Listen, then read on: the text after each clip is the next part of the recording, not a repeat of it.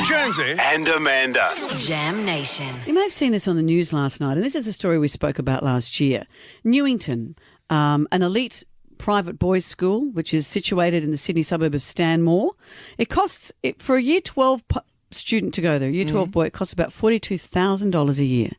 Post-tax dollars. It's incredible, isn't it? Ooh. Private schools are very expensive. This has always been a boys' school, but they are making moves to make it co-ed. So this is what they're saying, is that maybe as early as 2026, girls will be admitted to the school. A number of parents were protesting outside the school yesterday. I'm just afraid that it's all part of this sort of woke, toxic masculinity type palaver that will pass. I love the opportunities the school provides, and I would hate to see other boys be stripped of that opportunity. Basically, they've been selling the parents a lie for many years. Yeah, I tend to agree. You go to a boys' school, it's a boys' school. But these are the times we live in. That happened to the Scouts.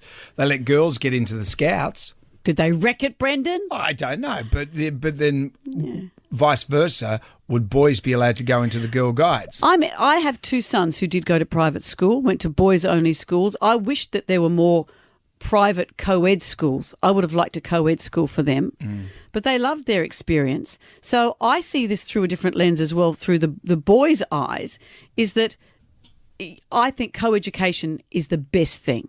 And the research shows that boys and girls both aren't affected when it's co-ed. There were early studies that said that girls didn't go as well in maths and things like that, or in sport. But by the time you're in senior school, it's, from what I can read here, it's pretty much aligned. The experiences are the same.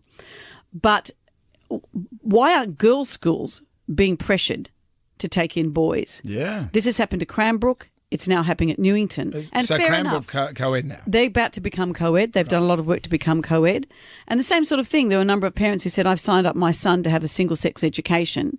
There have been problems at private boys' schools. This is what this is about. That thing about toxic masculinity is about, let's try and chip down the sense of entitlement for young men. I understand all of that.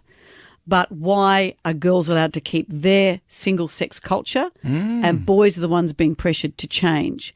I, as I said, think co-ed is best, but I can kind of understand, even though parents sound old-fashioned, saying, I want a single-sex education for my son. Yeah. Why aren't the girls' schools being pressured the same way?